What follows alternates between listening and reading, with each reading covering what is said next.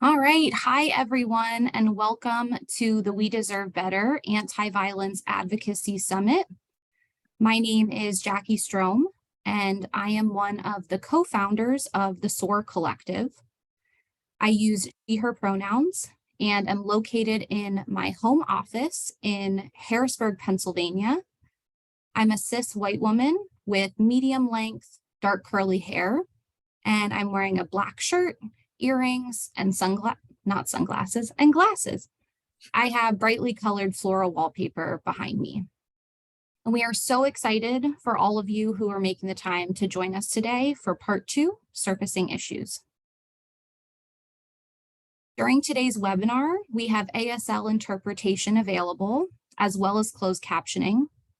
You can choose to view or hide the captions using the toolbar at the bottom of your screen. Additionally, to create an accessible webinar, we will be reading most of the text on the slides. You can feel free to message our co-hosts for tech support throughout the webinar. And thank you again to our interpreters and captioners for helping make this event accessible. We'd like to quickly take a moment to thank our donors and sponsors. We had a few donations from generous individuals, as well as support from the New Jersey Coalition Against Sexual Assault, whose sponsorships helped fund ASL interpretation today, and RAFT, which stands for Resilience for Advocates through Foundational Training, who has amazing resources for advocates. So today is part 2 of a 3-part series. And today we're going to be giving a brief overview of who we are, plus a quick recap of part 1. We'll then take a deep dive into issues with some short breaks intermixed throughout. And later on in the session, we will have the option for you to join breakout rooms or do some journaling. And we'll end with a Q&A and share some resources. We really encourage you to utilize the chat feature as well as the reaction buttons. And please use the raise hand function if you'd like to come off mute when we get to our breakout rooms and our Q&A, and then one of the facilitators will call on you. Otherwise, we ask that you please stay on mute to ensure everyone can hear the speaker. If you'd like to submit questions to our Q&A, which we will be doing at the end, you can start doing that now using this link that I put into the chat. And as you can see, we are recording the majority of this webinar. And so anything you share in the chat may be available to view with the recording. And we will not be recording during breakout rooms, but we will be taking notes that will help us inform part 3 and develop solutions. And so we will share out the recording and the slides in the upcoming weeks. And we have a list of all of the links and resources that we mentioned today that we will provide at the end of the session. Right, so I am joined today by my SOAR Collective co-founders and friends, and I would invite them to introduce themselves now. Hi, everyone. My name is Tatiana Piper.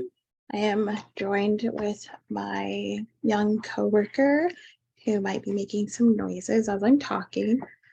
I use she, her pronouns, and I'm located in my home in Harrisburg, Pennsylvania. I'm a cis Black woman with shoulder length hair. And I am wearing a pink shirt with a bird background behind me. And I'm going to pass it to my other co-founder.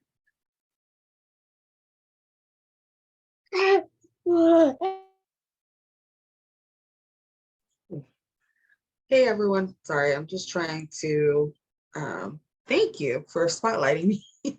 I was trying to do it and I couldn't do it.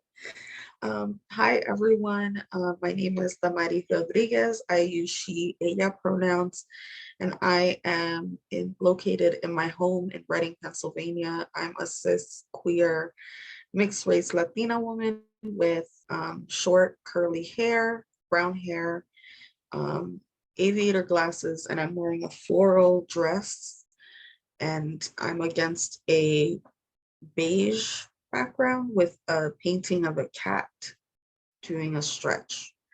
Um, and just to talk a little bit about who we are, the SOAR Collective is just the three of us. We are anti-violence advocates. We're ready for change, ready for a revolution, and ready to hold organizations accountable. We continue to hear about the pain, disappointment, frustration, and discrimination advocates experience on a daily basis. We can relate because we've experienced it ourselves too. So we aim to mobilize advocates to demand accountability and revolutionize the way anti-violence organizations operate. And I'm going to pass it over to Meher for more introductions.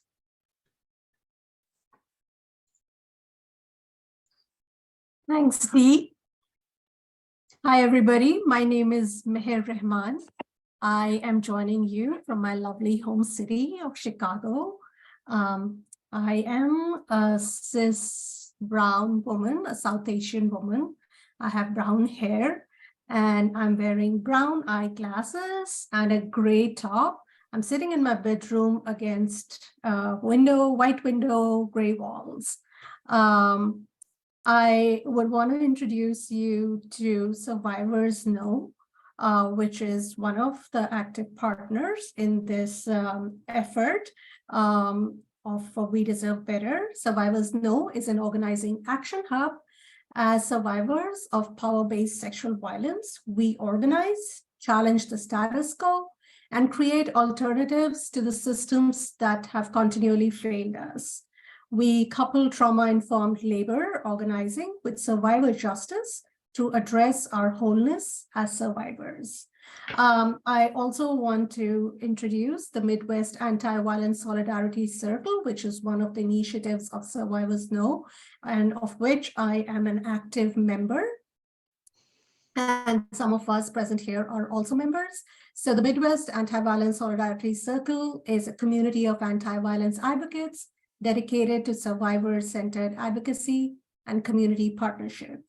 We are a community-based effort committed to providing non-carceral and anti-capitalist resource alternatives.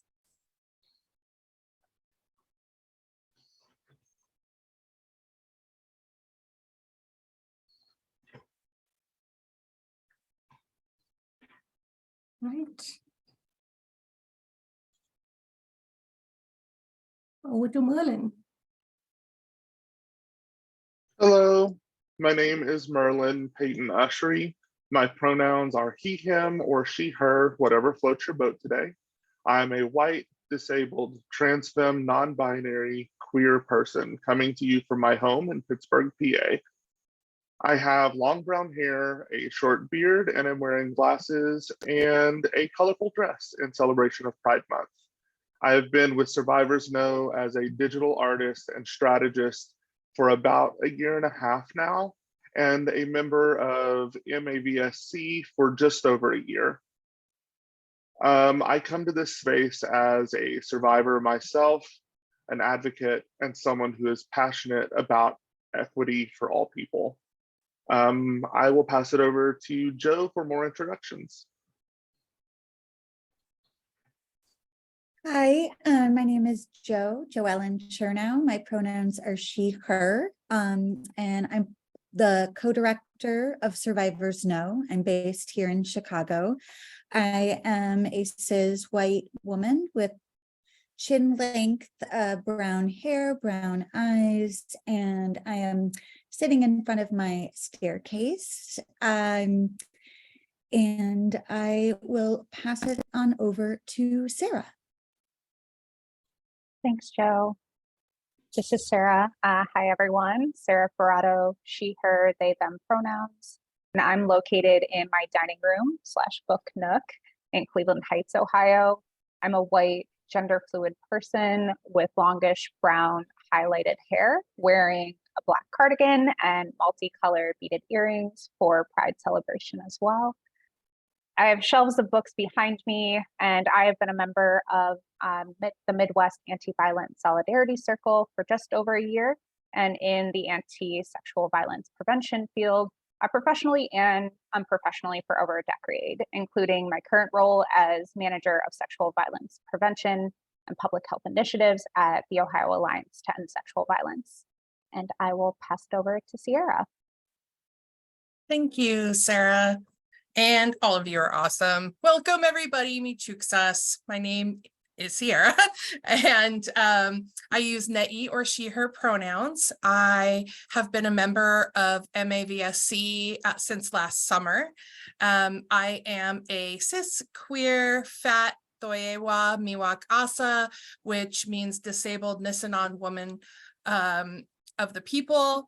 I have olive skin and dark hair that's pulled back today. I'm wearing a green shirt and dangle earrings and glasses. And I'm coming at you from my office in Bloomington, Indiana. I have been in the anti-violence field for 25 years now and practicing prevention of sexual violence specifically for about, I want to say like 18 years at this point. So thank you. Thank you, everybody, for being here. So let's just jump right in. Oh, wait, excuse me, Jackie. Let's jump over to Jackie, I believe. I think we're actually going to Meher. pass it over to Meher. Yeah, Excuse me, Meher. all good. All right, thanks, Sierra. Okay, folks, so what are the goals and purpose of us getting here today? Jackie did talk about it briefly at the start, but more specifically, today we are here to develop a deeper understanding of the systems at play that prevent and hinder changes within the anti-violence field. We are also going to recognize our individual and collective role to subvert and abolish the systems that impact the anti-violence field and the larger political social justice framework within which we all operate. So those are the broad goals and purpose that we will be working with today. But before we actually do that, it's time for some introductions. We would love to get to know all of you a little better. So to the extent that you're comfortable, please share in the chat your name, where you work, and your hopes for this session. We'll give it a little time, say about 30 seconds, for you to share in the chat, whatever out of that you feel comfortable sharing with us.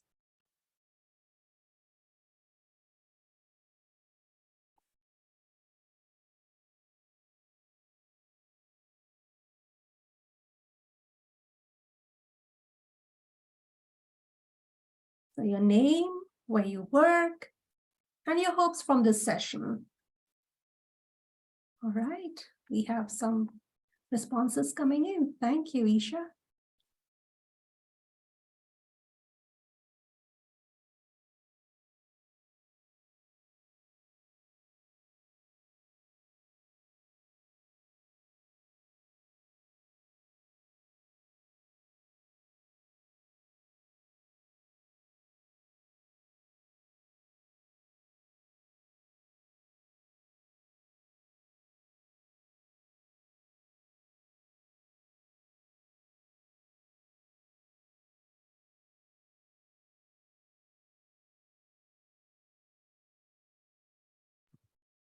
All right, so in the interest of time, we will keep moving, but please feel free to introduce yourself in the chat if you still haven't done.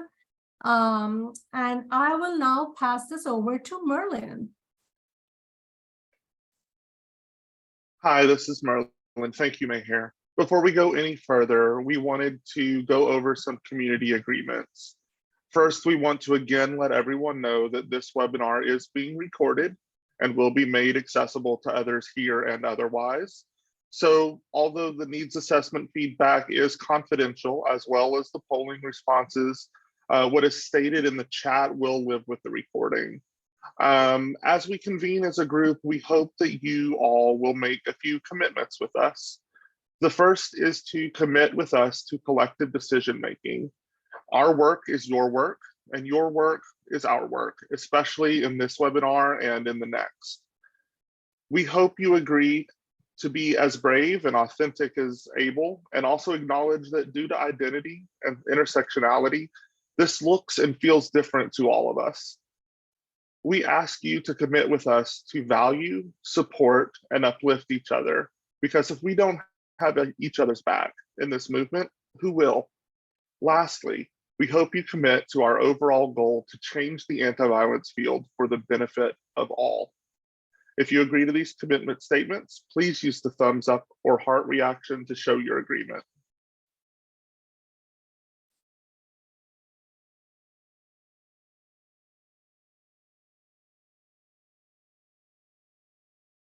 Thank you, everyone. I'll pass this over to Jackie. Hi, this is Jackie. Thank you, Merlin. We want to spend just a few minutes making sure we're all on the same page in case you missed part one. And if you weren't able to attend, we do encourage you to go back and watch the recording. I'll put the link in the chat for you to access later. You can also view our executive summary at the next link I will put in the chat. But essentially, to sum it up, Survivors Know, MAVSC, and the SOAR Collective collaborated with the goals of learning more about the experiences of both current and former anti-violence advocates. And the two questions that we hope to answer were, number one, what are the primary challenges advocates experience while working in the anti-violence field? And two, what changes can anti-violence agencies make to support advocates and survivors and improve systems?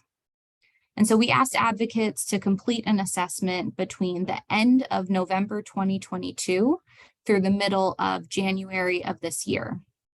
And we had a goal of receiving 50 responses, and we're thrilled to receive 265 responses from 31 US states and 2 territories. And we really want to express our gratitude to everybody who completed the assessment. You chose to share your story with us, and we hope that we're able to honor your experiences and that you feel validated by the data and know that you're not alone.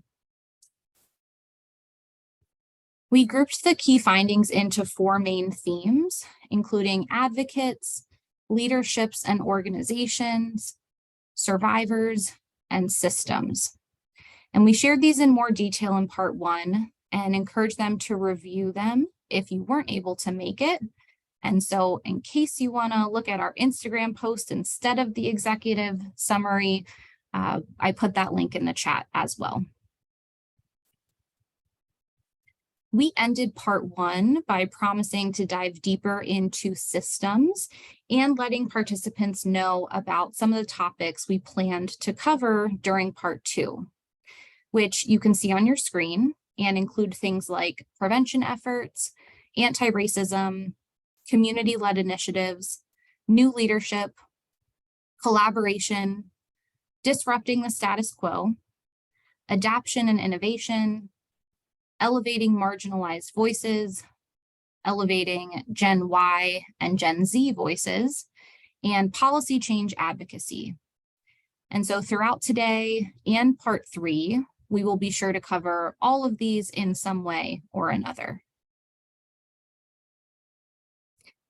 And so to really illustrate our points, and because we know the value that stories can bring, we want to introduce you to Charlie, who will be referenced throughout our time together. So this is the start of Charlie's story. Once upon a time, in a small town, there lived a young person named Charlie. She had experienced the horrors of sexual assault in her teenage years, enduring a traumatic event that left deep scars on her soul. During her healing process, Charlie found solace and support in a local agency dedicated to assisting survivors of sexual assault. The compassionate advocates at the agency provided her with the understanding and care she desperately needed. They helped her find her voice, regain her sense of self-worth, and taught her how to navigate the difficult road to recovery.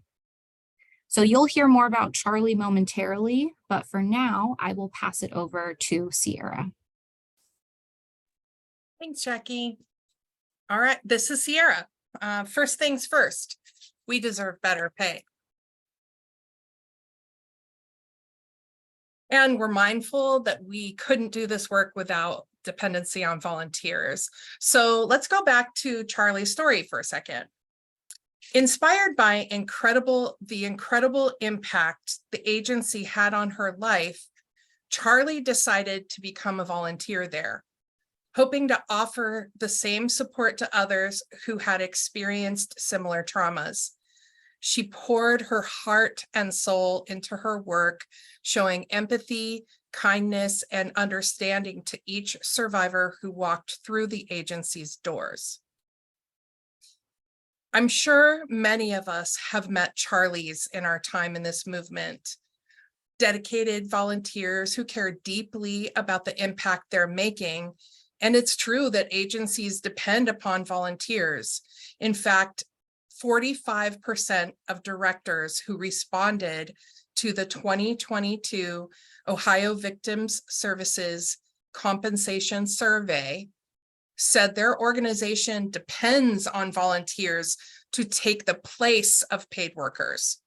These volunteers often work directly with clients on the hotline or as victims advocates. And this dependence on unpaid labor was supported in our survey findings. An advocate from Virginia says, a lot of work is forced on unpaid interns or volunteers instead of paid staff. An advocate from Nebraska said, we need an increased focus on moving nonprofit advocacy work from a volunteer and kindness of heart work to a sustainable career deserving of respect.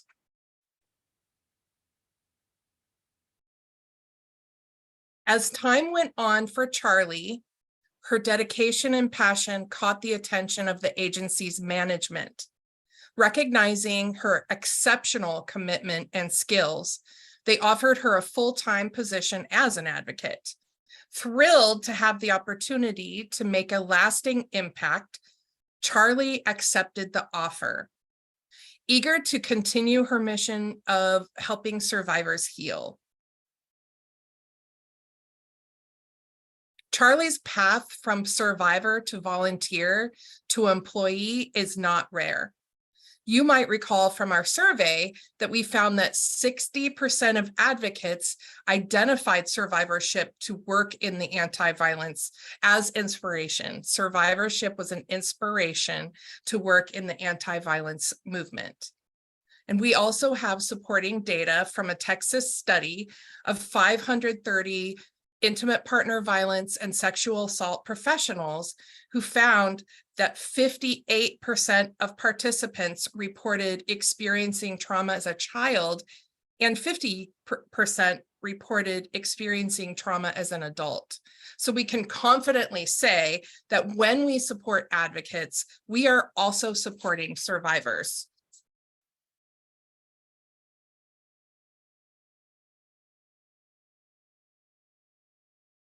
Ultimately, one of our key findings was that advocates deserve better pay and benefits, and many are struggling to survive. Because not having your needs met saps the genius and compassion and energy from those who serve survivors, and it reinforces economic instability, creating toxic stress, which is a precursor to violence. And so this economic instability increases the risk for violence perpetration. So providing basic needs for workers means better services for survivors, and better pay and benefits is violence prevention.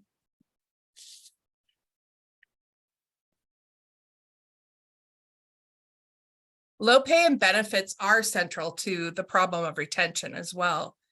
In our survey, 80% of advocates selected better pay as something that would make them more likely to stay at their job, while 7 out of 10 advocates identified insufficient pay as a challenge or a reason that they left their job.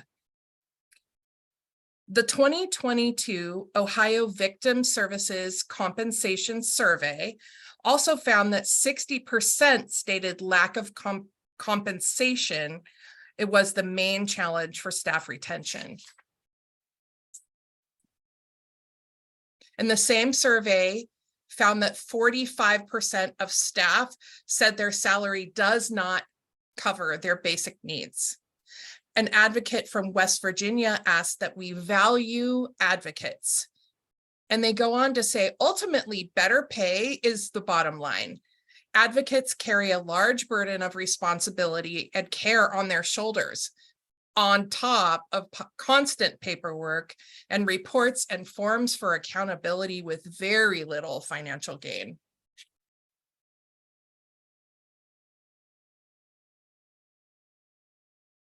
Another advocate from Ohio shared, the field demands so much of you, both physically and emotionally, with minimal support.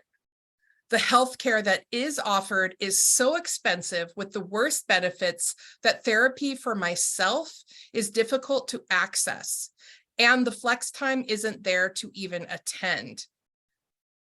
The position requires at least a bachelor's and licensure, but agencies want to pay the bare minimum for those certifications while we are bogged down with huge student loan debts.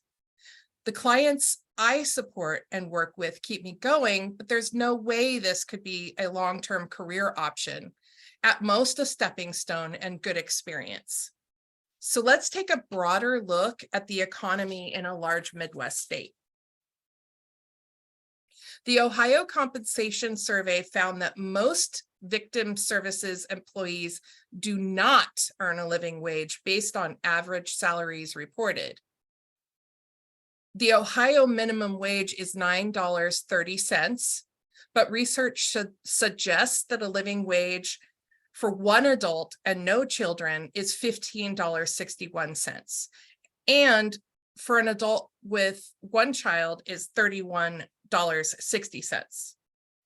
When we look at the pay per hour that advocates reported in Ohio, they're making anywhere from $12 to $18, with coordinators earning $20 to $25. And even executive and program directors reported earning less than $30 an hour.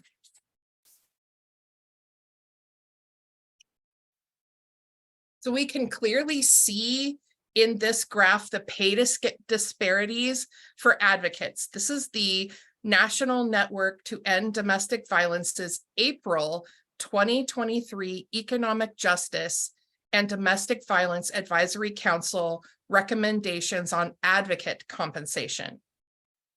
The report uplifts that as of October 2022, the average domestic violence advocate pay is $32,717 per year, which equals $15.73 per hour. And there's a range there of $29,000 to $36,500 per year. Comparatively, the national wage for a child welfare specialist is around $50,000, and law enforcement makes about $67,000. And according to the National Low Income Housing Coalition, the wage needed to afford a modest one-bedroom rental was $44,000. And if you need a two-bedroom rental, it would be closer to $54,000. Unfortunately, this is the reality for so many advocates, including many of us on this call. So let's hear from you. Let's take a few minutes to answer this question in the chat. And the question is, how does low pay impact your ability to remain committed to this work?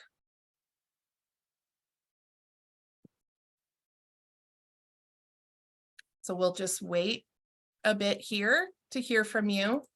I'll put the question in the chat too.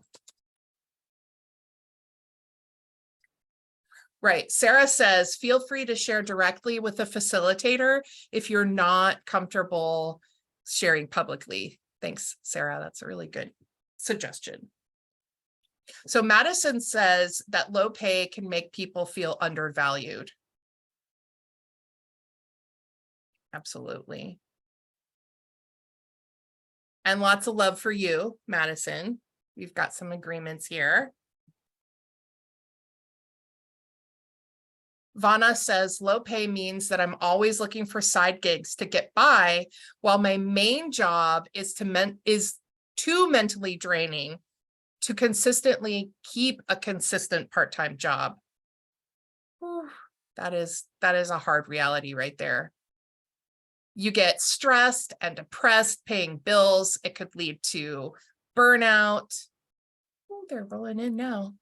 Low pay is a barrier to those of us with children because childcare for one child can be equivalent to one single paycheck. I hear that. Oh my gosh. One of our leaders at our agency who's worked there for 30 years said that what people don't understand is that you go into tremendous debt to do this work. And you may need to consider leaving the field to provide for your family. This is great. There was a comment shared anonymously. I loved working at local program, but oh no, excuse me, my chat is moving. Where'd it go?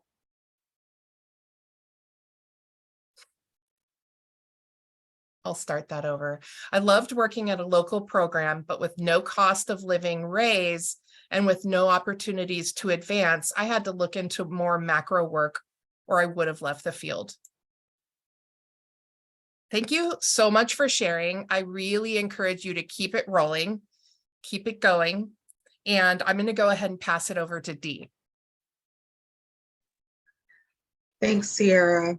And thank y'all for for offering. Oh, this is Dee, by the way. Thank you for chiming in, y'all. These things are resonating with me so much, and I think with some of us as well.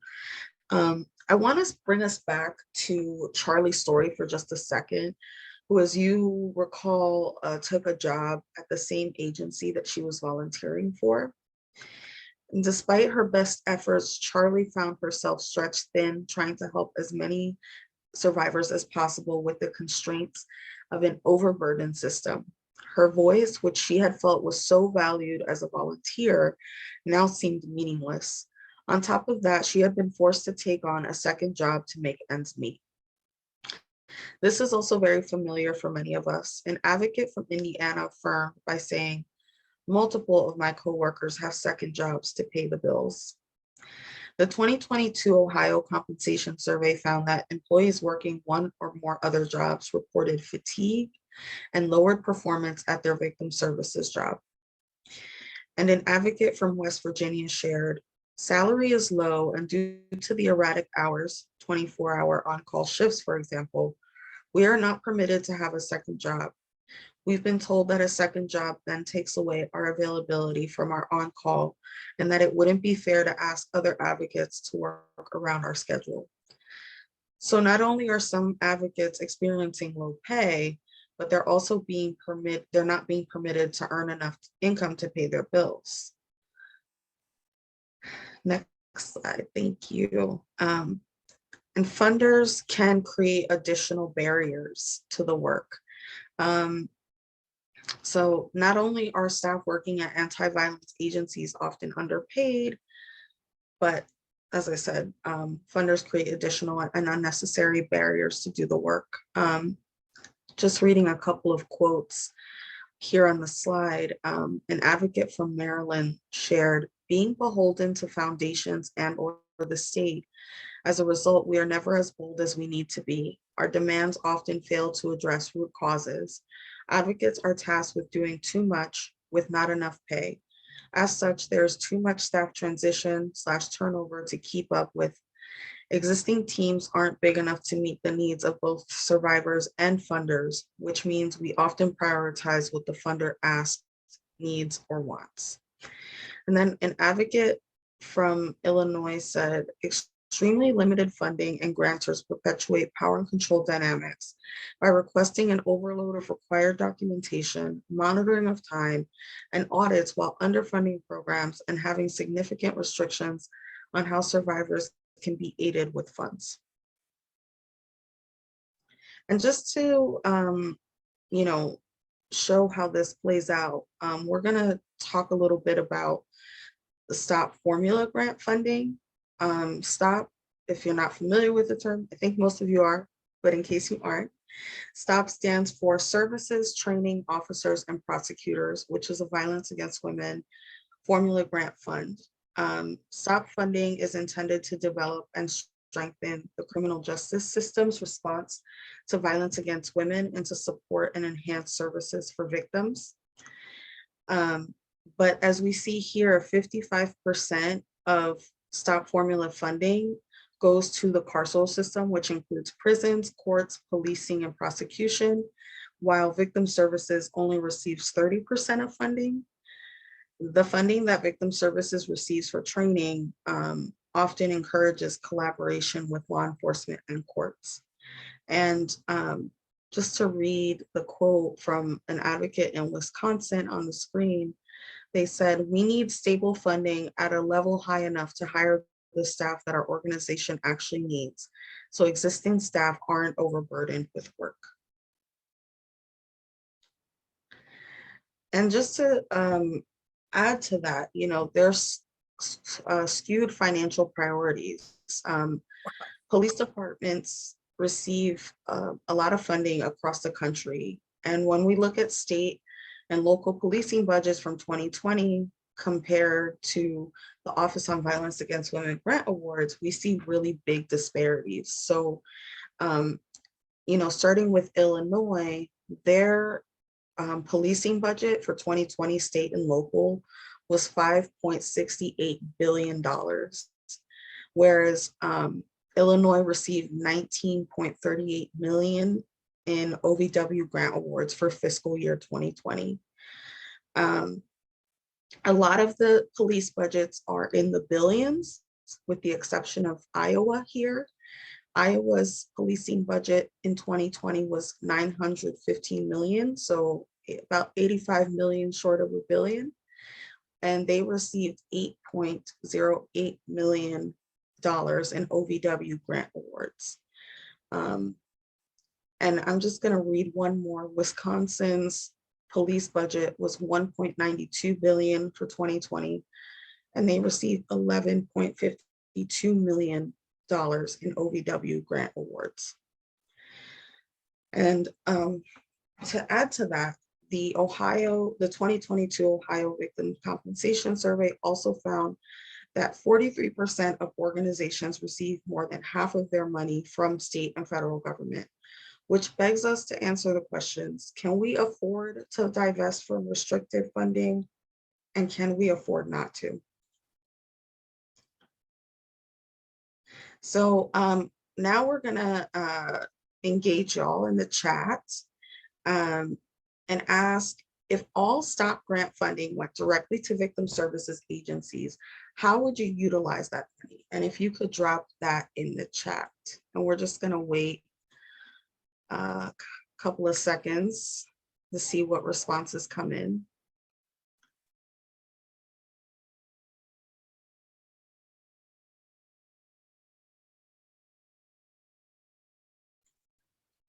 All right, let's see.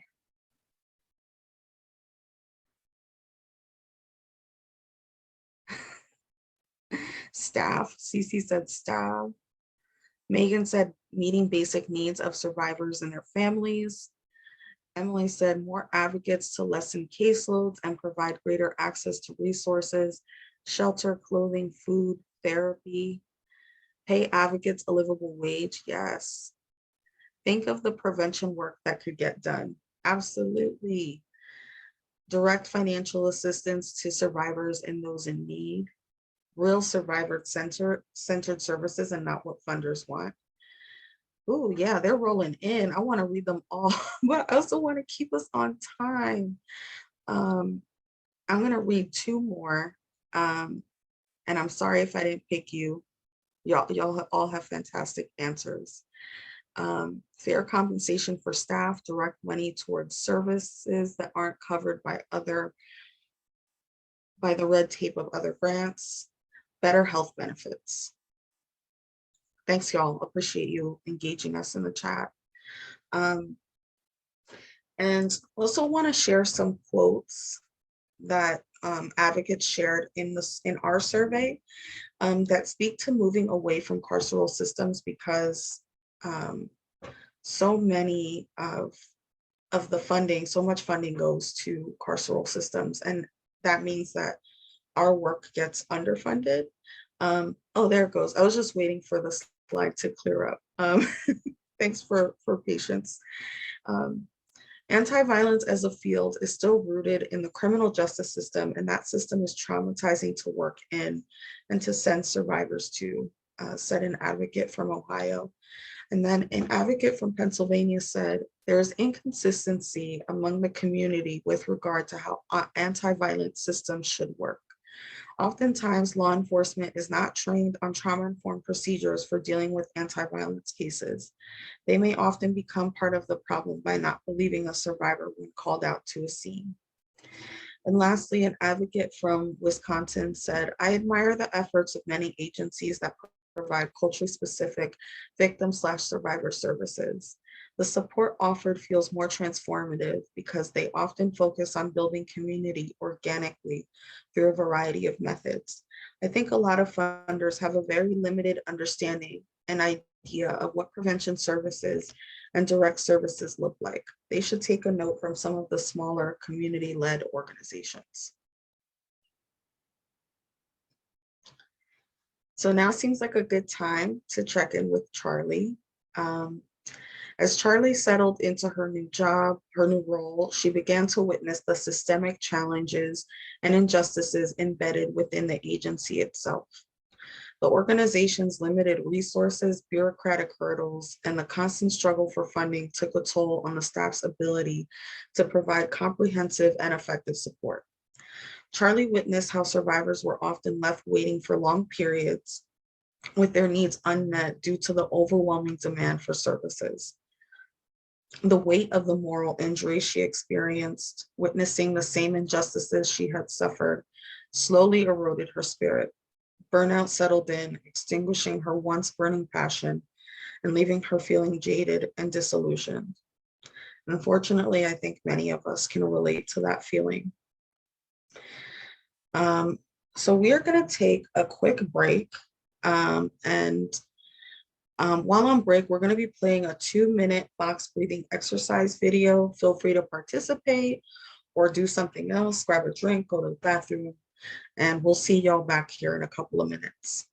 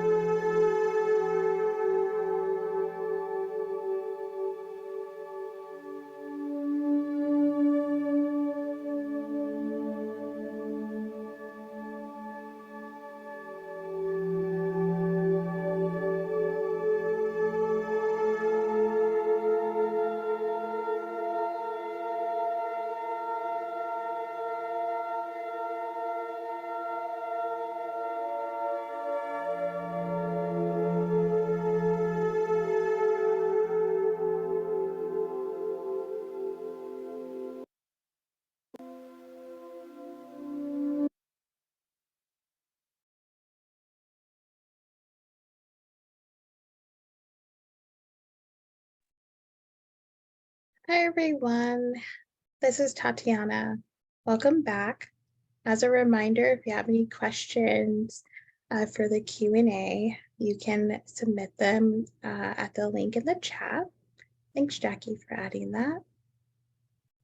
So the next section we're going to focus on is all about the need for better organizational leadership.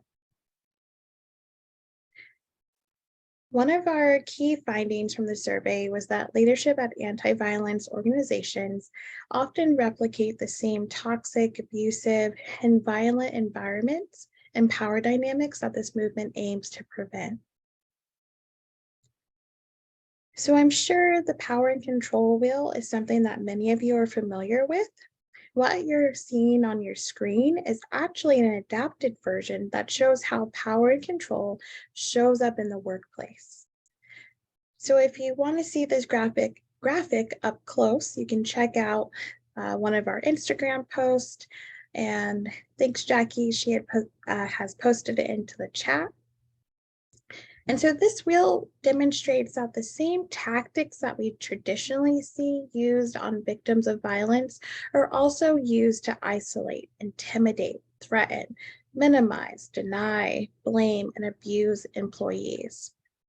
And so an advocate from Pennsylvania shared that the systems is also failing workers/advocates when we become the victims/survivors of violence in the workplace. Leaders who choose to power play ironically create those hostile and traumatizing work environments within the walls of agencies whose sole purpose is to advocate for anti-violence. Another advocate from Pennsylvania shared a similar sentiment, stating they're creating harm and victimizing their own employees in the name of helping victims. They're creating more harm in employees' lives while trying to uphold their mission. They refuse to create internal change in a field that is all about culture change. They hire excited change makers who are given a false perspective of the job and are then let down and blindsided. What this person is describing is similar to what Charlie has been experiencing. So let's check in on her. So as the years passed, Charlie rose through the ranks and found herself in a position of middle management within the agency. However, her disillusionment had transformed her into a survivor turned perpetrator of the same systemic injustices that she had once fought against. The immense pressure to meet unrealistic goals and the constant need to prioritize funding over the needs of survivors and the limitations imposed by an imperfect system all contributed to her moral compromise. So transitioning a bit away, or more so parallel from Charlie's story, if you aren't familiar with the term moral injury, it was one that's relatively new to us. So it is a response to seeing or participating in behaviors that go against your moral beliefs. It can occur when someone engages in, fails to prevent, or witnesses acts that conflict with their values and beliefs. While this is something that is really prevalent for folks in the military, more recent research has suggested it is also common in helping professions fields like advocacy. So it might be moral injury, but it also might be burnout. In fact, 65% of advocates who took our survey reported experiencing burnout, compassion fatigue, or secondary traumatic stress. These are some examples of what burnout looks like in practice. So it can start like a new relationship. The honeymoon stage comes with energy and optimism. You feel productive, creative, and satisfied. And eventually that honeymoon phase dwindles and you start to feel stressed. Not all the time, but it's more frequent. You might start to notice physical or mental changes, like losing focus more easily, or it's more challenging to complete tasks. Physically, fatigue can start to set in, making it more difficult to sleep or enjoy activities outside of work. Then you'll reach a point where the stress becomes more persistent and consistent. You might feel apathetic, struggle to complete tasks, procrastinate, even withdraw socially. You may even become angry and lash out at your coworkers or folks that you care about. Then you reach the burnout phase. This is when you reach your limit and can no longer function as you normally would. Problems at work begin to consume you to the point where you obsess over them. At times, you may even feel numb and experience extreme self-doubt. Physical symptoms will become intense, leading to chronic headaches, stomach issues, and gastrointestinal problems. Even your friends and family members may even notice there's a change in your behavior. And if left untreated, burnout can become part of your everyday life and eventually lead to anxiety and depression. You can also begin to experience chronic mental and physical fatigue that prevents you from working and being a caretaker. The good news is burnout is preventable. And more importantly, it's the organization's responsibility to prevent it. But perhaps it's not burnout after all. Maybe it's one of these other things, because there just has to be other things. We hear all of these terms all the time, but don't always have the definition for them. Essentially, though, vicarious trauma can lead to burnout, which is similar to secondary traumatic stress, which can lead to compassion fatigue. Additionally, if your entire organization experiences trauma, it can lead to institutional betrayal. If you want to take a look at this more closely, you can check out the link that Jackie has so graciously added to the chat to see our Instagram post. Regardless, if you're experiencing any of these feelings, you're not alone. Many of us are right along there with you. So burnout and moral injury showed up a lot throughout the survey.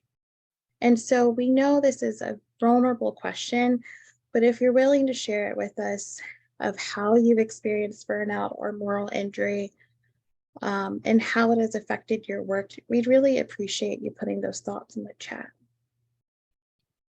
And I can just start as folks are to kind of fill that void of silence. And I can share that I personally had a really terrible boss.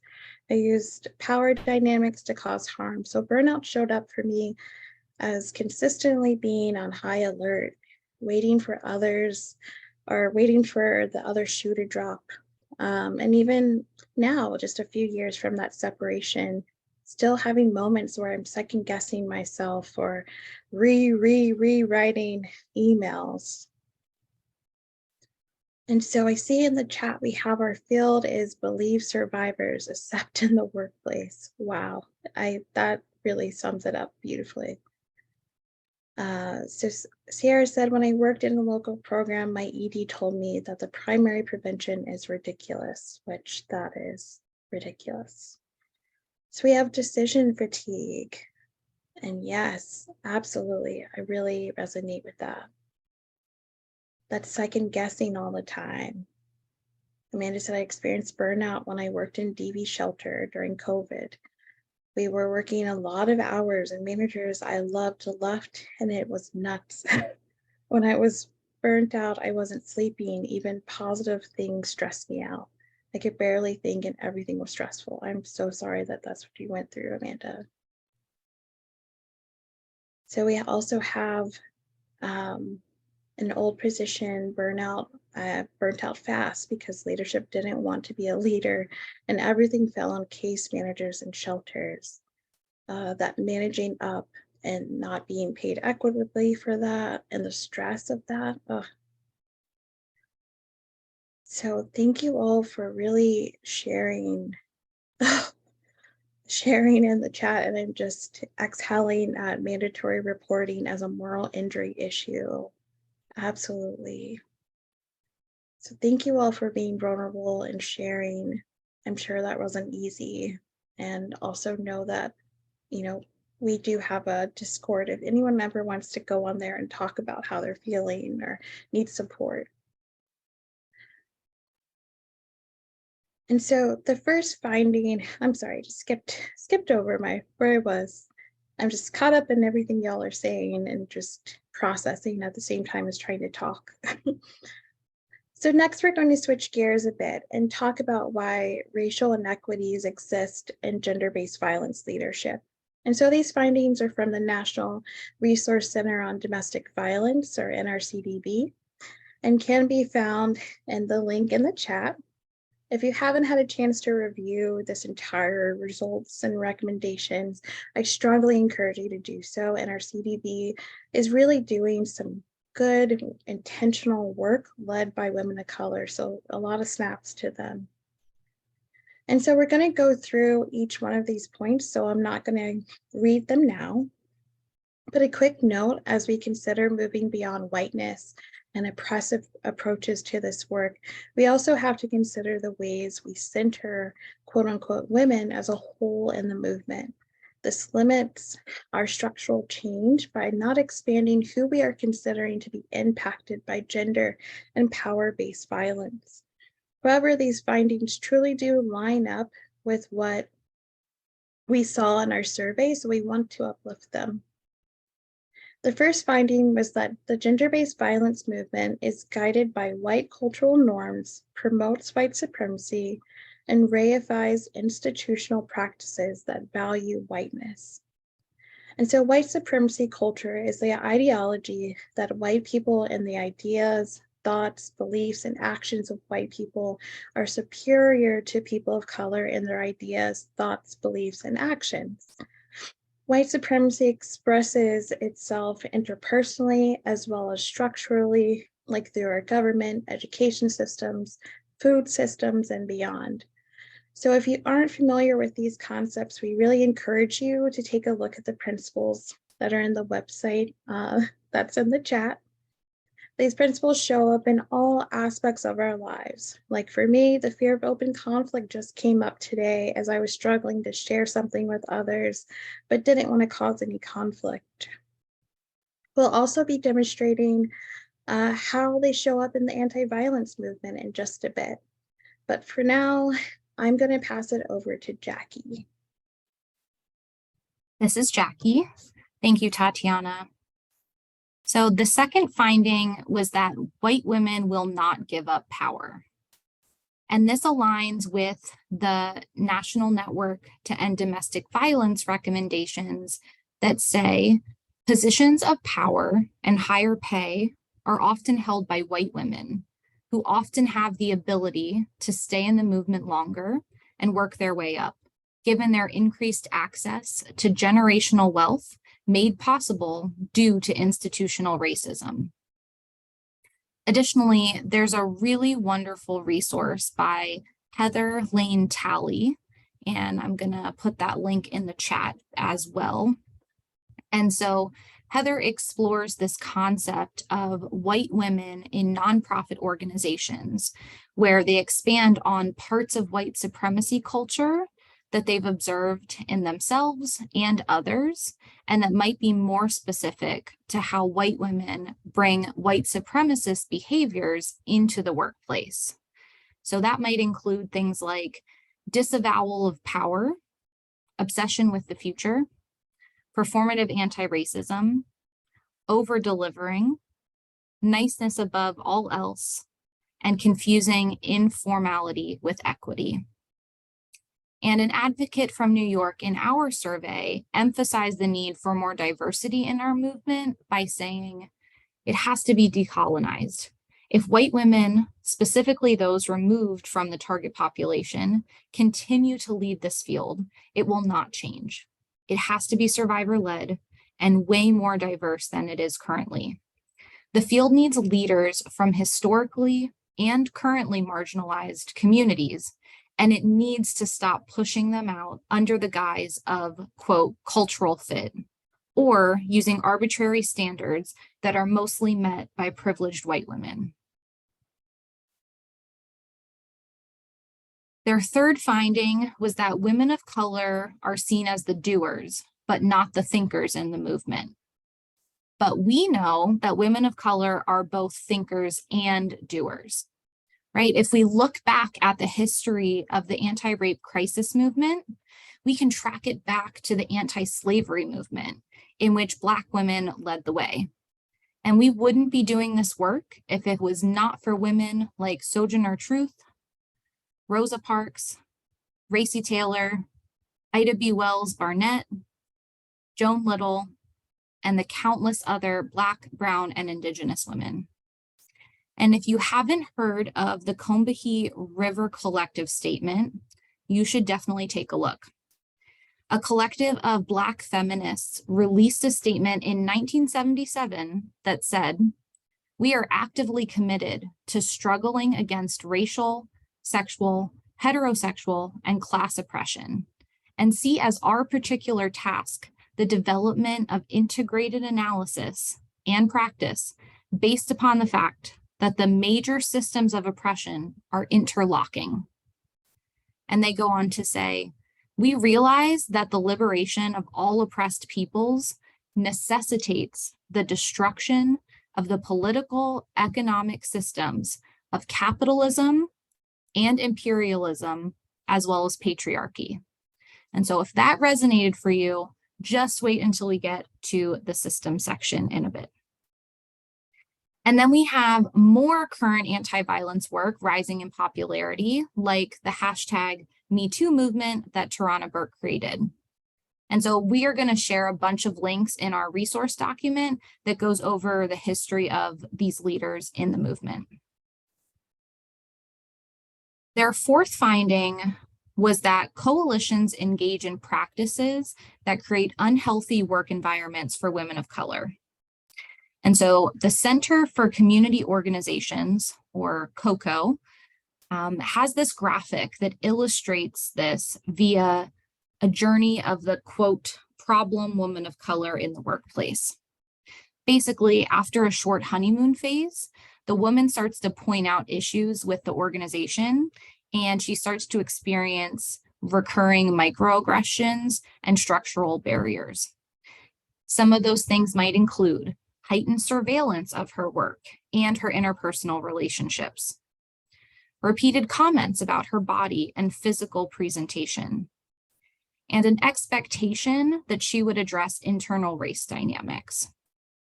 So the graphic concludes with the woman of color exiting the organization after leadership targets her and retaliates, sometimes with the organization citing that she's not qualified or, quote, not a good fit. And I put the link in the chat if you want to check out that graphic. Our survey and another Texas survey found that about 30% of advocates have witnessed or experienced race or ethnicity-based microaggressions at work, as well as other forms of microaggressions and forms of discrimination and oppression. And to further illustrate these points, I want to look at these two quotes. So first, an advocate from Ohio said, "The lack of pay and gaslighting that happens to advocates is comparative to how abusers treat their victims. The threat of being fired, not having your basic needs met, and not having the culturally appropriate tools to help our Black communities should be a crime. We shame advocates for identifying as survivors and keep white women in places of power." Another advocate from Pennsylvania said, "An abundance of racism, ableism, transphobia, homophobia, and overall institutional oppression. In my experience, truly dedicated and passionate advocates were turned empty by the time they had a chance to flee the toxic workplace. Nearly every advocate that had left had been victimized by leadership in one way or another." So let's visit with Charlie for a bit. You might recall Charlie's been working in her management role. She's been doing that for a while, but she's starting to get weighed down by the pressures of perfectionism. She's not being provided with support to grow her supervisory or management skills, and her team is experiencing high turnover because she doesn't know how to advocate for her supervisees. And leadership keeps expecting Charlie to find ways to increase programming, but she doesn't have enough staff to do so. So COCO, again, has a great resource about how white supremacy culture shows up in organizations, which you can view at the link here. And Charlie is experiencing this first way we see white supremacy culture show up, which is that perfectionism, and that's closely linked to a culture of blame. It relies on guilt, fear, and shame as motivators for work, which contributes significantly to employee burnout and stress. Leaders also might perceive suggestions for change as criticism of their leadership and fail to recognize this response as part of power hoarding. There might be scapegoating those who cause discomfort. So for instance, people of color who risk calling attention to organizational racism often become the subject of scrutiny, rather than those who are complicit in perpetuating oppressive dynamics within the organization. And the last example we'll share is that progress is often understood as organizational expansion. So constantly adding staff or projects, or the ability to serve more people, regardless of how well the community is actually being served. So the fifth and final finding was that coalitions need an ideological shift in mission and approach. And so I just want to say there's no one right solution for how we make that shift, but one suggestion that we can offer is utilizing some of the antidotes to white supremacy culture, which include what you see on the screen. So active listening, appreciation, valuing, quality and quantity, using both and thinking, getting uncomfortable, supporting models of community care, slowing down and taking our time, spending time building relationships, being transparent, collaborating, giving feedback, valuing diverse perspectives, sharing power, being vulnerable, and embracing change. And another strategy to create culture change is for us to try and hold leadership accountable, which nearly 60% of advocates in our survey said that they tried to do. And so advocates who selected yes, they did try and hold leadership accountable, we asked them to describe some of the strategies that they've used. And they said things like open communication and giving direct feedback, asking for help from a supervisor, HR representative, or the board of directors, and through collective group efforts like writing anonymous letters to leadership and engaging in unionizing efforts. And advocates who said, no, we didn't try to hold leadership accountable, we asked what factors prevented them from doing so, and it fell into two categories: fear of retaliation, or advocates thought it would be unproductive or ignored. And so, as we can see, retaliation is a serious fear. More than half of all discrimination claims filed with the EEOC in 2020 included an accusation of retaliation. So these two quotes really illustrate what that looks like in practice. An advocate from Pennsylvania said, "We have tried calling out problems to the executive director, but she ignores us or retaliates. We have also begun to reach out to members of the board of directors who we feel we can trust, but they feel limited in how they can help us." An advocate from Wisconsin also said, "We have talked with our executive director about the lack of leadership from management. However, it seems that this leader finds out about what is said and there is retaliation." We have a few more quotes before we move on to our next section. And for the sake of time, I am just going to pick one to read. But our survey results really showed that advocates are craving supportive, responsive, and bold leaders. And so this really resonated with me.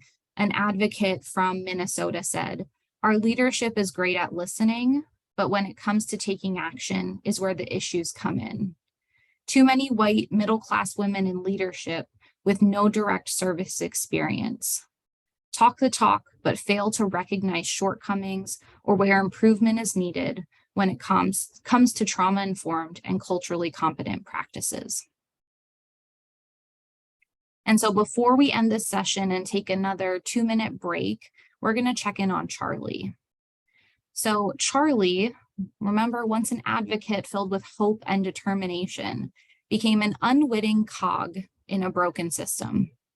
She found herself making decisions that contradicted the values she had once held dear. The weight of her actions weighed heavily on her conscience, and she felt trapped with the confines of a system that seemed impossible to change. And so when we come back from our break, we'll see if Charlie is able to find a way to make amends and make change. So we're going to take a quick break and come back together in about 2 minutes. We were hoping to give you a longer break, but we have so much we want to share with you. So while we're on break, we're going to put up this anti-violence bingo card, which you can play on your own.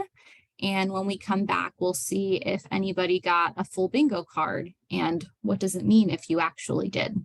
So we'll be coming back at 3:18 or 18 minutes after the hour. We'll see you shortly.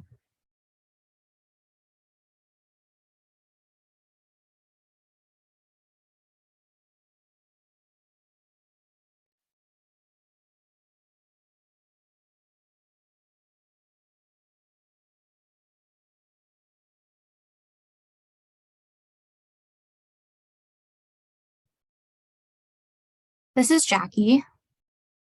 So welcome back, everyone. We're curious to know if anyone got a full bingo card. And in the chat, I'll put it back up on the screen. This was the bingo card that we were referencing.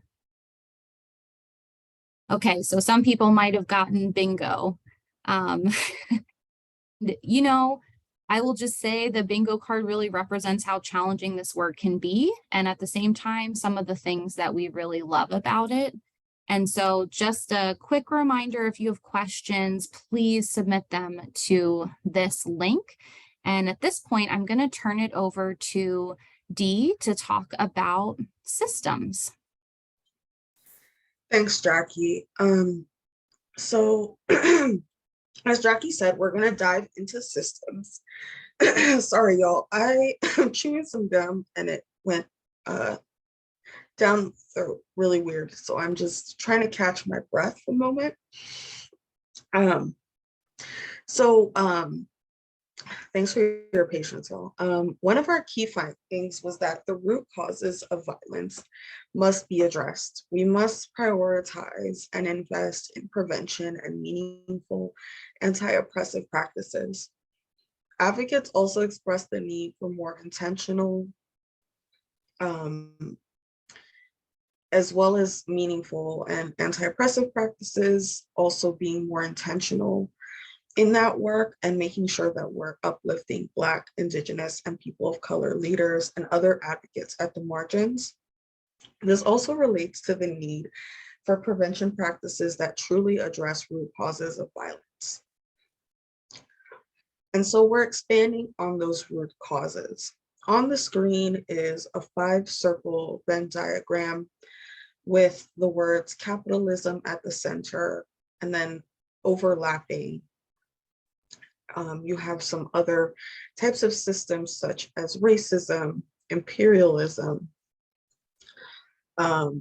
hierarchy, white supremacy, misogyny. And really what this is trying to show is that all of these systems needs the other to survive. You can't eradicate one without eliminating the other because they kind of depend on each other to continue to survive. And while this advocate is obviously not complete, and I'm sure we could fit other things in there, such as ableism, I think it kind of starts to show that point of how these things are all connected to each other. And this quote that I'm about to read from an advocate in Ohio really summarizes why we need to focus on systems. And they said, Capitalism and a commitment to white supremacist, ableist senses of urgency exacerbates burnout and leaves those most impacted by sexual violence out of the field. We cannot say we are committed to ending violence in all forms if frontline workers are experiencing exploitation, wage theft, targeted discrimination, ableist policies, and scarcity models that force us to compete for systems-based funding while increasing barriers to community building and risk factors for more violence. And with capitalism really at the center of a lot of the issues that are happening, not just in our field, but I think, across fields even, we really wanted to dig into how capitalism and racial capitalism specifically informs the nonprofit industrial complex and in turn the anti-violence movement. Racial capitalism is, and I'm borrowing this from the Grassroots Power Project, whose image is on the screen, is our current economic, so racial capitalism is our current economic system, which prioritizes profit over all else, and which racism and sexism are structuring forces. And the term originated over a number of years ago by Cedric Robinson, who was a scholar. And for him, it meant that capitalism has been inseparably linked to ideas of race and racism throughout its history. And capitalism built up its wealth from the transatlantic slave trade and colonial exploitation. For Robinson, there's no such thing as non-racist capitalism. And then folks have expanded on that. So historian Robert D.G. Kelly has remarked that there's no such thing as non-racial capitalism. All capitalism is racial. So that's sort of why they, both terms, we're using both terms because some people argue about it, but ultimately it comes into our work. Sarah is going to elaborate a little bit about the nonprofit industrial complex later on. So I don't want to take away from her what she's going to say. But I just did want to go over this DNA. As you can see, it has strands, 6 different colored strands, and they're all intertwined together. And you have the words capitalism, exploitation, structural racism, dispossession, patriarchy, reproductive labor, extractivism, and commodification of the earth. And next to that, you have a photo that says you can't have capitalism without racism. It's a protest sign being held up by a Black woman. I'm gonna pass it over to Sarah. Sorry, Sarah, you went a little over. All good, Pete. Thanks so much.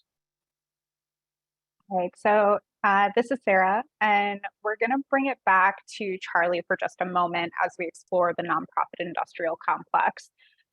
So Charlie, haunted by her own past and the compromises she was making, she found herself at a crossroads. She realized that she had become part of the problem, perpetuating the very injustices she had once fought to eradicate. With a heavy heart, she knew she had to confront her own role in the system's failures and find a way to make amends. One of the things Charlie started to learn about was the concept of the nonprofit industrial complex, or NPIC.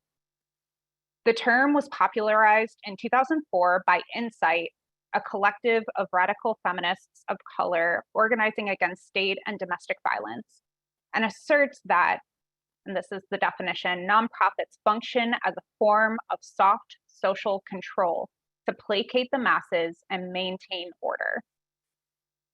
The nonprofit industrial complex is similar to terms like the military industrial complex and prison industrial complex, and it describes how the private and public sectors partner to profit off of human suffering under the guise of safety and national defense. So let's bring this into our systems in the field. Our professionalized field extracts from community-based efforts and co-ops movement language, such as Black liberation, Black Lives Matter, land sovereignty, without understanding or engaging in a liberatory praxis that seeks to dismantle racial capitalism. The nonprofit organizations set in place as quote unquote social goods are there because our government refuses to address the systemic issues reflected, the issues that reflect the very oppression they claim to want to eradicate. So how many times have we heard, quote, we want to put ourselves out of a job? And we hear that uttered while also refusing to divest from systems of harm and continuing to criminalize survivorship, while expanding survivor services and deprioritizing prevention programming. Because ultimately, if we want to put ourselves out of jobs, we have to also attend to prevention and the ways that we attend to survivor services or responsive services. We can see this in the very foundations of nonprofit work, bringing this kind of back full circle to pay, but on a larger level, talking about funding streams. Funders are policing the way we are getting the money and making us prove to them that we are worthy of the funds. Additionally, the main funding streams we seek to maintain much of our work are taken directly from the prison industrial complex. So ultimately, we profit off of punishment, meaning that our movement perpetuates violence under the guise of safety and protection. For example, most people who lose custody of their children through a mandated reporting process lose custody because they were unable to meet the requirements set in place by the court system, not because of violence.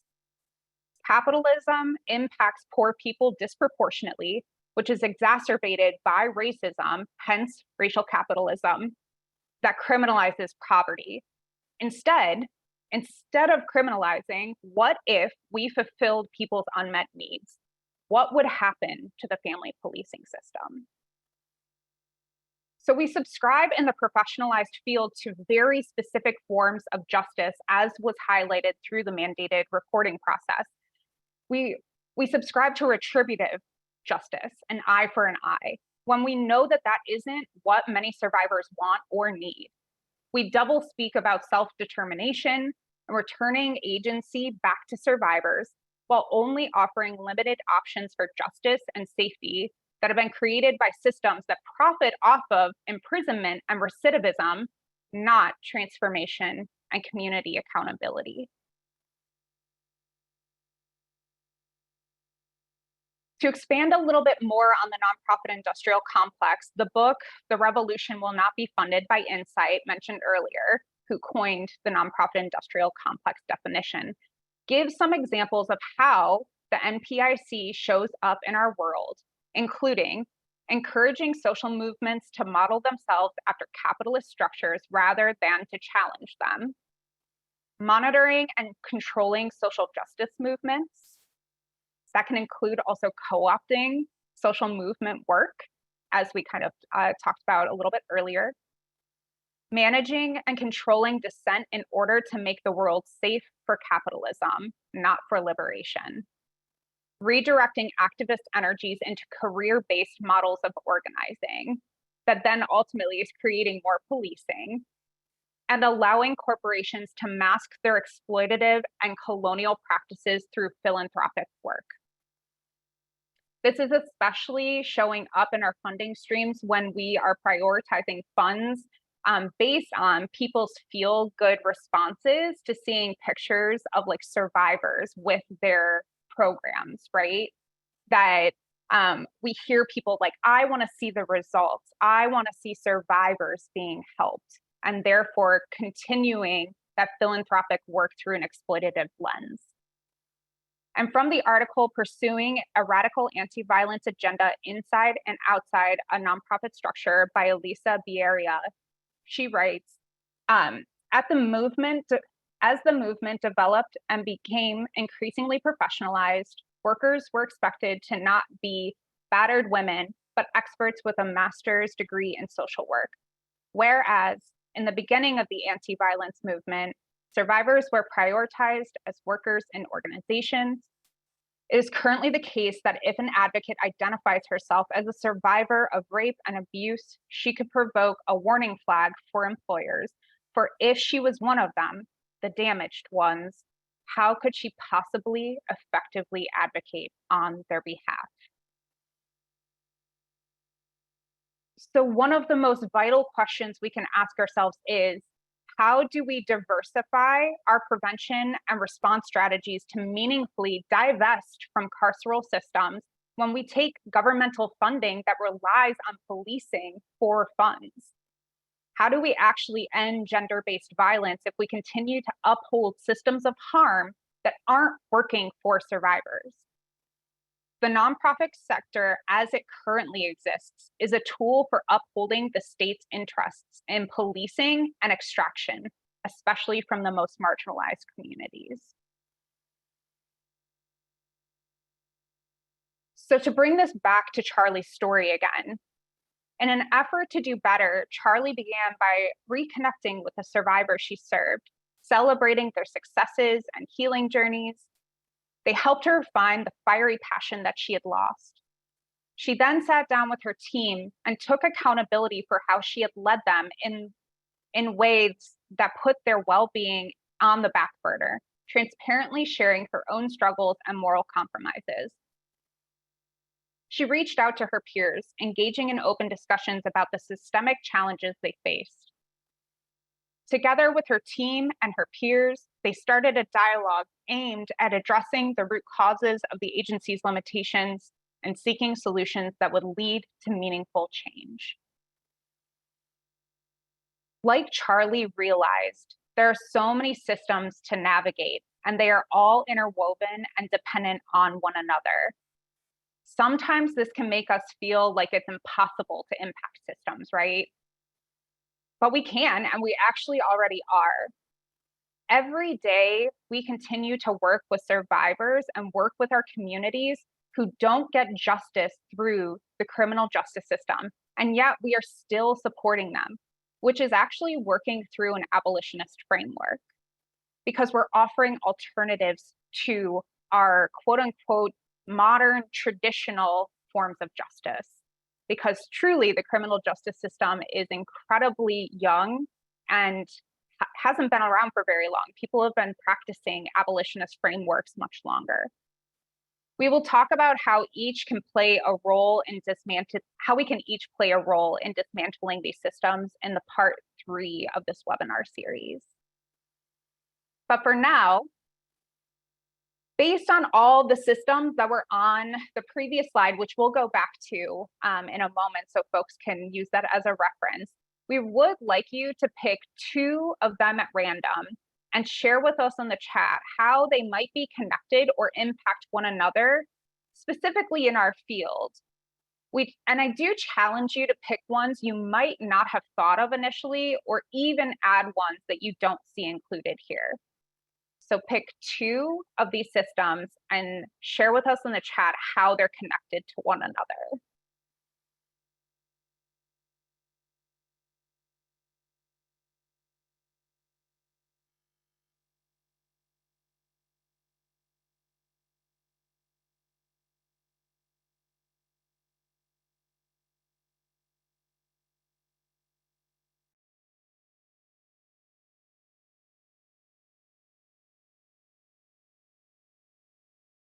Okay, so I see initially education and criminal legal systems, the school to prison pipeline. Yeah, thanks for sharing, Stephanie. That's huge. When we criminalize young people for being young people, when we criminalize people at an early age and tell them that they're disposable and that we criminalize their existence, we're creating cycles of imprisonment and poverty. I see child protective services / foster care to prison pipeline. Absolutely. The lack of support, the violence that can happen through the child protective services, or what Dorothy Roberts, who wrote Killing the Black Body, refers to as the family policing system, rather than it being a protective service. See, transportation and foster care, unreliable transportation could impact a parent's ability to show for visits and meet court requirements. Absolutely. Going back to losing custody because we don't fulfill the requirements that the court assigns, and not about violence that's occurring in the home. Education and criminal legal system, the school to prison pipeline, somebody responded, we criminalize and isolate them versus providing them with support and skill building. Absolutely. I'm also saying childcare and transportation. People need access to both in order to work and pay their bills, so they don't have to be dependent on an abusive partner to survive. These are all great. I see so many rolling in. I am going to take just 2 more, and then we can keep building on this, right? I see foster care and mandated reporting working rooted in and still working to destabilize poor families, especially Black and Indigenous families, so as to further steal their land and labor oppression. Absolutely. And we also see this as a tool of assimilation, right? Through white supremacy culture. We see Indian residence schools. These still exist today in various forms, including the family policing system, removing Indigenous children from their homes in order to assimilate them into white supremacy culture. And I see parks and rec and healthcare. Our built environment encourages or discourages healthy habits and behaviors.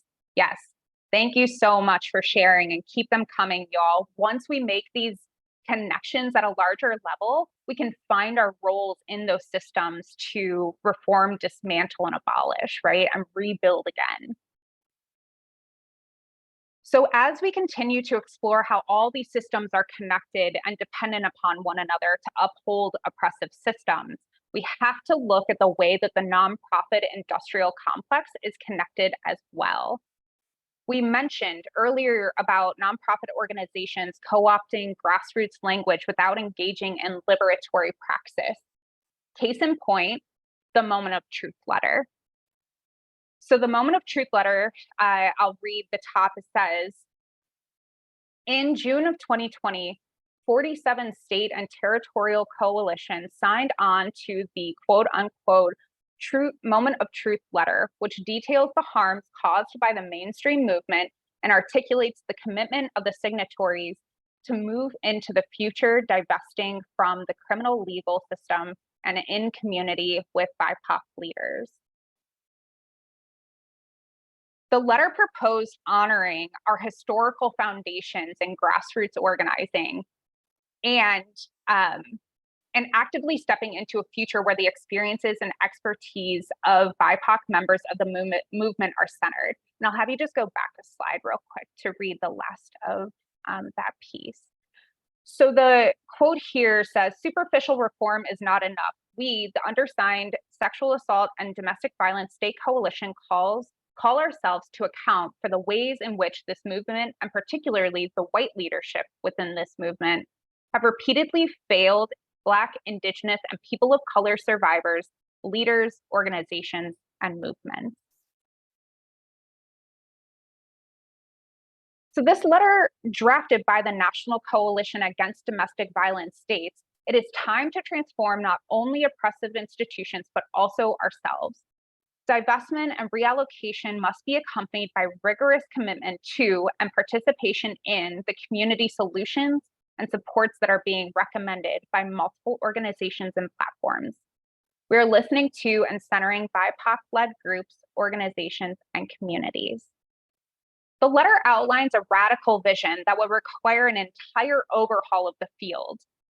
And the vision that they have for this is to reframe the idea of public safety, remove police from schools, decriminalize survival, provide safe housing for everyone, and invest in care, not cops.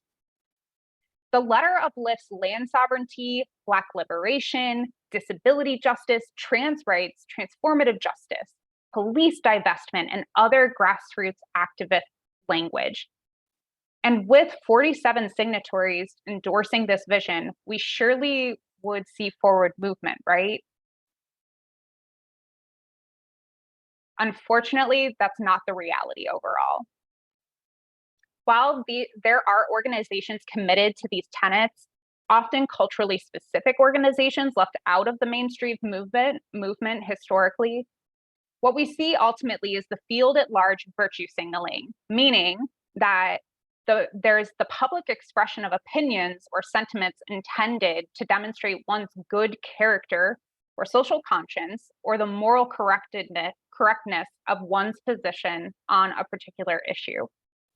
The field seems more concerned about being portrayed as good and progressive rather than reckoning with our complicity and culpability in perpetuating violence. These articles featured here on the slide reinforce this in action with the Washington Coalition of Sexual Assault Programs and RAIN as two recent public examples. And we know this is happening at other organizations all around the country. We've experienced it, and we've heard from advocates all over the country who have experienced discrimination, moral injury, microaggressions, retaliation, lack of leadership accountability, abuse, gaslighting, and scarcity models that prioritize profit over people.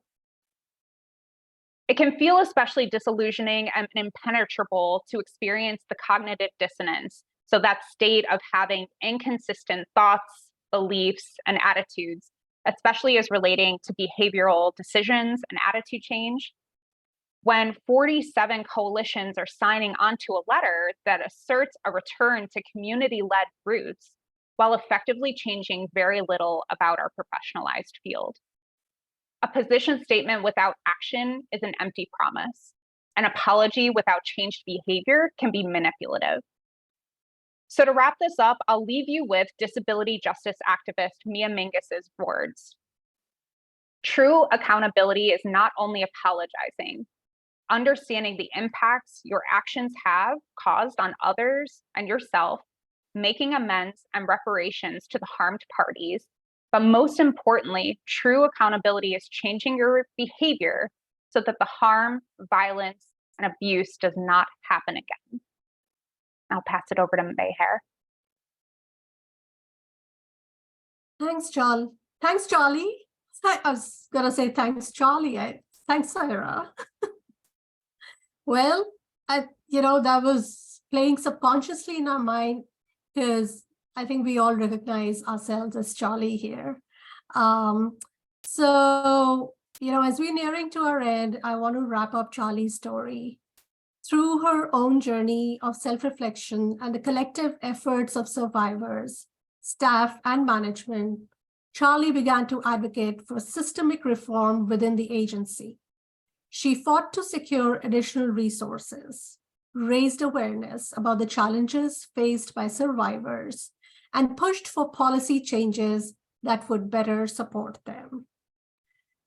So, and what we really want you to take away from Charlie's story is that Charlie is really all of us. I think we all can see parts of ourselves in Charlie. And we hope that this gave you an opportunity for reflection, which, we all have been reflecting so robustly in the chat. So thank you. Thank you for engaging. We want to share a quote that really sums up what many workers in the movement have experienced. And oddly enough, we found this quote after we had crafted Charlie's story. So see if you can spot any connections here. So an advocate from Oregon says here, they are re-traumatizing the very population they aim to serve. I was valued when I was a survivor client in crisis. Then I became a volunteer and started to get pushed beyond my capacity. And once I was a paid employee, all the care went out of the window. Survivors become disposable once we start to work for rape crisis centers because they have an endless pipeline of more survivors who are searching for ways to give their anger and grief an outlet and to create change. We are also failing them by inadequately training volunteer and staff advocates on the nuances of the physiology of trauma, which sets them up for triggers, confusing and overwhelming experiences, providing advocacy, and leads to their own burnout. This is a specific area I'm trying to address through the work that I do since having left the movement. All right, I pass this back to Jackie. Hi, everyone. This is Jackie. So as you can see from this slide, we were extra ambitious and thought we would have some time to do breakout rooms. And we were really, really excited to get to go into small groups and talk through these 4 topics that you can see here around tools that protect us from retaliation, pay, systems that fail us, and organizational leadership. But we're going to have to put that on pause because we want to make sure if we're going to do it, we give enough time to actually really do it and do it well. So we are hoping that we'll be able to bring this into part 3.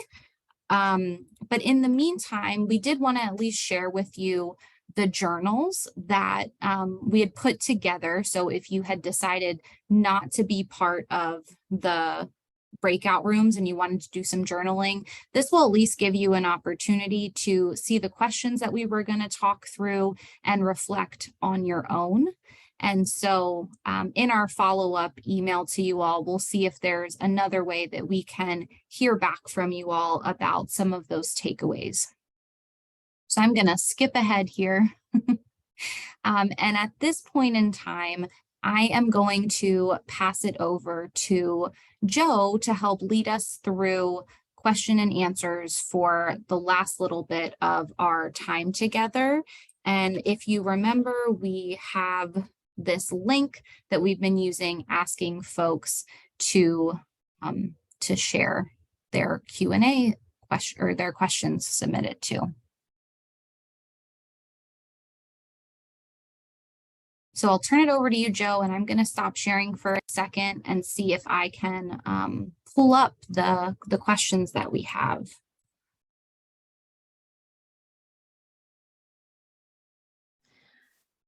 In the meantime, Jackie, as you pull those up, there is a question in the chat from Laura, and they asked, is it okay to share journal prompts / visuals and responses on social media?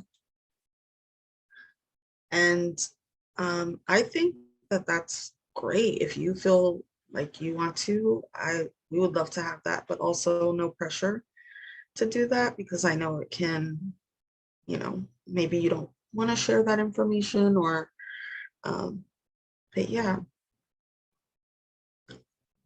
And do we have, oh, sorry, go ahead. No. Sorry, Dee, what were you going to say? Sorry, my internet is being particularly moody right now. So I think it might make sense if someone else facilitated the Q&A. It keeps cutting me out. It's booting me. Sure. Hi, this is Jackie. I wanted to let you know I'm in the link and I'm not seeing that anybody has submitted questions. So that's okay. I know we were saying a whole lot of stuff, and you might be like me and need some time to process and reflect before you think of questions. But I just wanted to let you know if you'd like, you can also message a question to one of our panelists or our facilitators here. You can put it in the chat for everyone to see, or you can feel free to submit it again to that link, as Sarah said, if you want to ask it anonymously using Mentimeter. So I will keep refreshing the screen here while we're seeing if there's any questions that are coming through. I would also invite, if any of my co-facilitators saw anything in the chat as we've been going through our time together that you would want to uplift and comment on, or if there was a question that is worthy of us really spending some time digging into.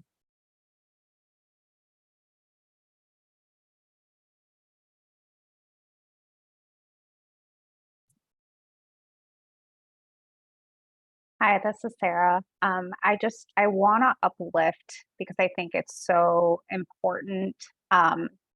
that Randy had said in the chat, I think we also have to look in the mirror and address the ways that we too are engaging in the behaviors we are calling out systems for perpetuating. And yes, I wholeheartedly agree. I think that this is an opportunity for us to identify the systems and the structures in place that are then in turn upheld by each of us and collectively in different ways. And so I definitely encourage folks to stick around for part 3 and we'll be talking about when that comes up next, because we will be talking about finding solutions. And I think that's a critical piece in how we move forward, especially in the face of a lot of surfacing issues that we mentioned today.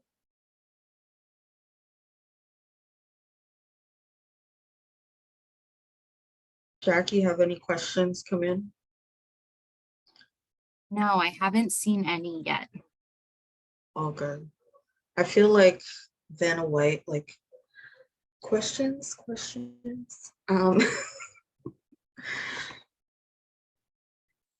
Well, this is Tatiana. I just want to uplift what Stephanie put in the chat is that we often inadvertently perpetuate the harm we say we are healing because of the ways in which we are conditioned.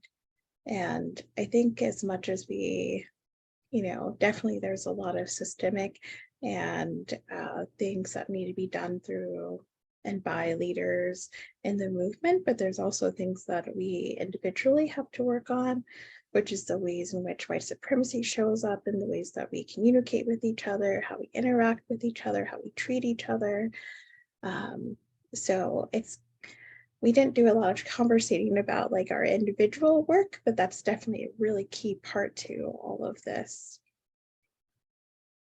Thanks, Tatiana. This is Jackie. So one of the questions is actually how can we get involved with SOAR and Survivors Know? And so I actually think maybe it just makes sense for us to do some of our closing stuff here, where we were going to tell you about the different resources and supports that we have available. So Dee, are you still able to lead us through that part? Absolutely. Just to talk a little bit about Survivors Know and the Midwest Anti-Violence Solidarity Circle. They welcome advocates throughout the Midwest in the following states: Illinois, Indiana, Kentucky, Michigan, Minnesota, Missouri, Nebraska, Ohio, and Wisconsin. And we'll put the link in the chat if you're interested. And if you're in need of support from other advocates, you can join the SOAR Collective's free Discord chat, which we'll also put in the Zoom chat. We also want to share a list of resources we created. Some of these are ones we used to create this presentation and serves as a good guide or reading list to learn about some of the issues raised today, especially if you're not familiar with some of the terminology we used, like racial capitalism. Others are resources you can use for further reading and to take action. And we also would love if you would complete our short survey so we can plan for upcoming webinars. We're also putting a link in the chat for that. Your feedback helps us make better presentations, and we really want this to be a community and crowdsourced resource. And I think that brings us to our last slide. So this is all of the ways that you can stay in touch with us. If you're able and would like to support the development of the Anti-Violence Advocacy Summit, we are accepting donations that will help us make the webinars and reports as accessible as possible. And I just want to say that there's a QR code, and then we also have all of our handles for Instagram. So at Survivors Know for Instagram, Twitter, and TikTok, and general at survivorsknow.org for email for Survivors Know. And lastly, their website is www.survivorsknow.org. And for the SOAR Collective, our handles are at the SOAR Collective for TikTok and Instagram. Twitter is SOAR Collective, and our email is collectivelysoaring@gmail.com. And our website is www.thesoarcollective.org. So I think that brings us to the end, unless there are any more questions. This is Jackie. I'll just pop in and say we didn't see any other questions come in, but if you think of any, you can always reach out to us via email, or Instagram is a great way to stay in touch. We just want to let folks know that we actually have decided to reschedule part 3, and we're still trying to figure out what date works best for our group. And we hope that as soon as we know, we'll make sure we share that date out with you, but we just want to make sure that we are giving this the time and attention that it requires, and trying to make that happen in the next 2 weeks doesn't feel right. And so we want to be living out our values and making sure that we are slowing down and not falling into that sense of urgency trap, so that we can do this work in a really meaningful and intentional way. So appreciate all of you so much for joining us. Thank you to everyone who contributed and shared in the chat. And we are really looking forward to working together in the future to reimagine the anti-violence movement and create lasting change. Thank you all so much for your time, and we'll see you soon.